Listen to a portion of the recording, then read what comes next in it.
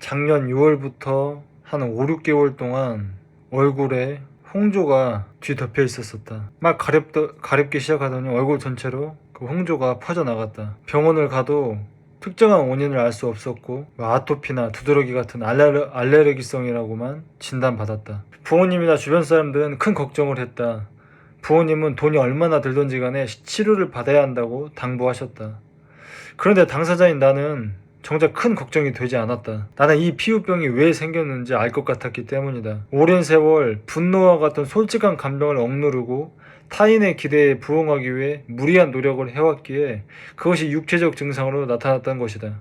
사람은 자신을 싫어하면 나를 지켜줘야 할 면역세포가 스스로를 공격하게 된다. 오랜 세월 무력감과 절망감 속에 살면免疫力이 떨어진다. 나는 내 자신을 진심으로 싫어한다. 그래서 그런 대가를 치루었던 것이다. 그래서 나는 그 피부병을 받아들이고 한 1,000만 원 예상되는 치료를 받지 않고 그냥 몸에 좋은 음식이나 먹으면서 자신을 미워하지 않고 소중히 여기기로 결심하는 계기로 삼았다. 지금껏 나는 스스로를 비판만 했지 너그럽게 바라본 적이 없었다.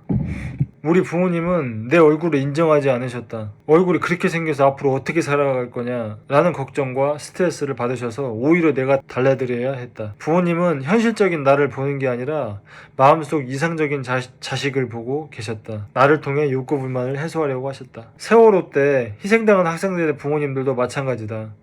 그분들이 하는 말 중에 가장 많이 들었던 말은 왜 우리에게 이런 일이, 지금껏 큰 잘못 없이 착하게 살았는데 왜 우리 가족에게, 내 딸에게 이런 일이 일어나다니.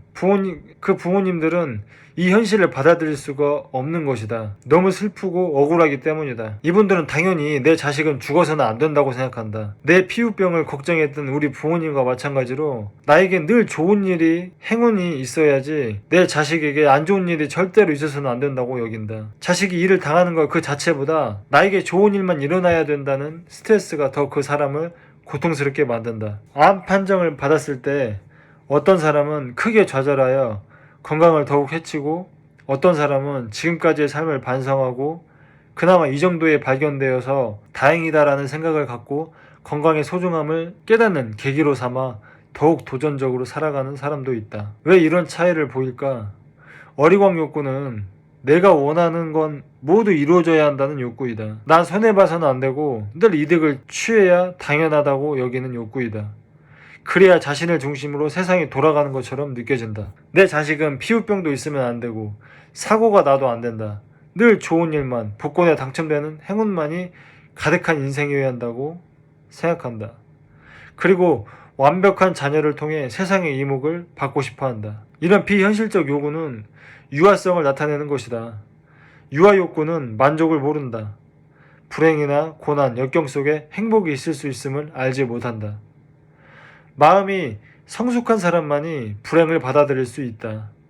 그래서 암이라는 불행을 받아들여 극복할 수 있는 것이다. 과연 나의 피부병이나 세월호가 있어서는 안 되는 일이었을까? 나는 그렇지 않다고 생각한다. 나의 피부병이나 또 세월호가 일어나도 이상할 게 없는 일이라고 생각한다. 나의 과거와 위치를 생각해보면 오히려 피부병에 걸리는 게 자연스러운 일이었던 것처럼 세월호도 우리 역사와 지금의 위치를 생각해보면 이런 일이 벌어지는 게 전혀 이상하지 않다.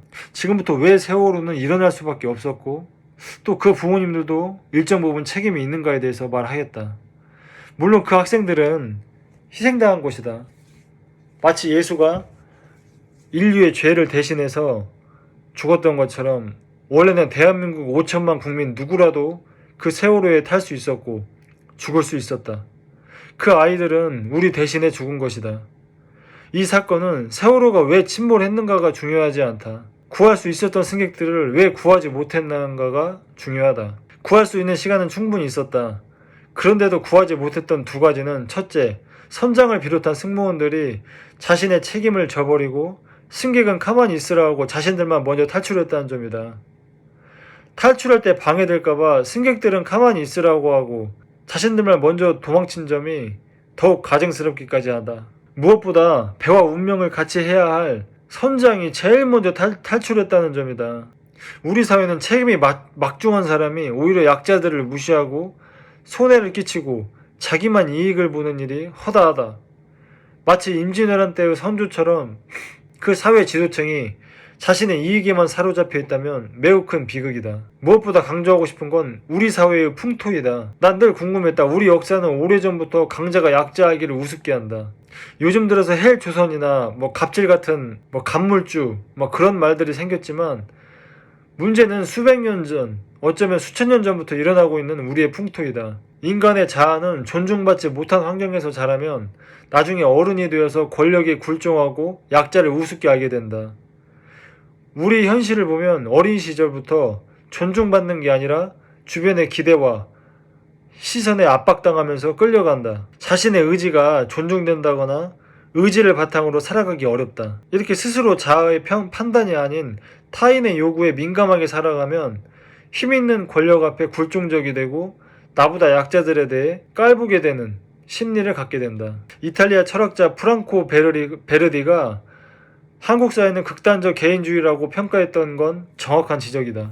다른 사람을 배려할 정도로 성숙하지 못한 상태에서 개인이 아닌 집단과 전체의 가치만을 강요하게 되면 그 개인은 더욱 욕구불만에 사로잡혀 극단적 개인주의가 되는 인간으로 만들어지는 것이다. 예전에 내가 일했던 직장에서 거기 있었던 상사가 그런 말 한 적 있다. 세월호 참 안타깝지 않냐? 너무 슬프다. 그런 일이 있어서는 안 되는데.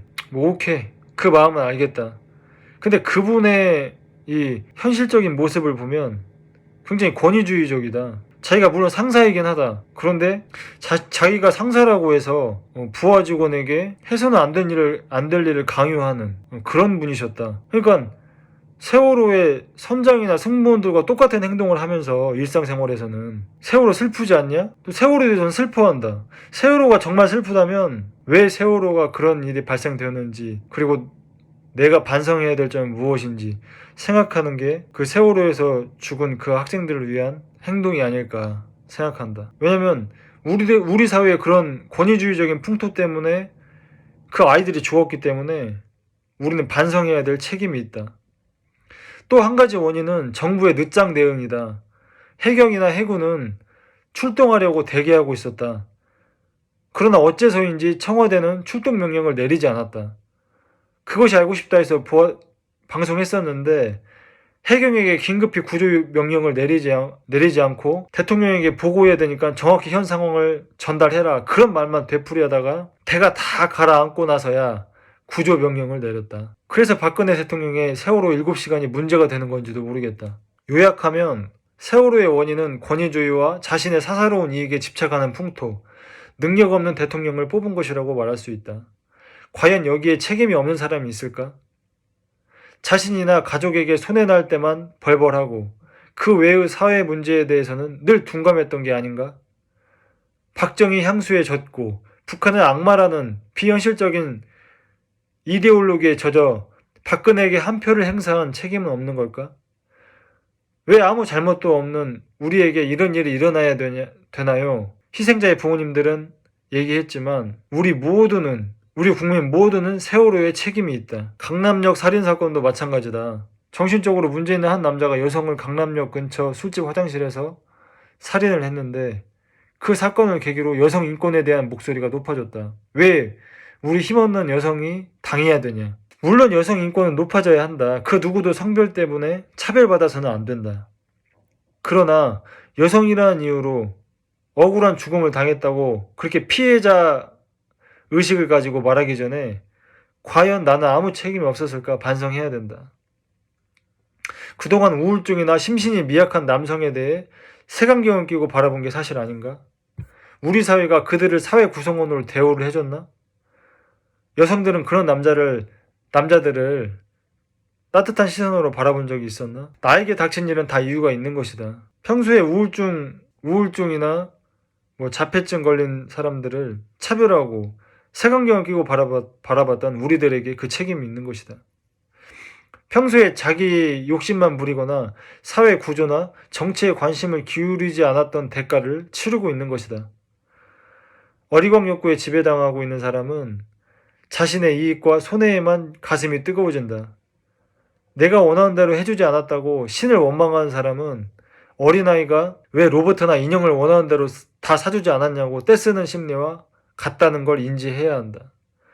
신이 고난과 역경을 주는 이유는 성장시켜 진정한 행복과 삶의 의미가 무엇인지 깨닫게 하기 위해서다.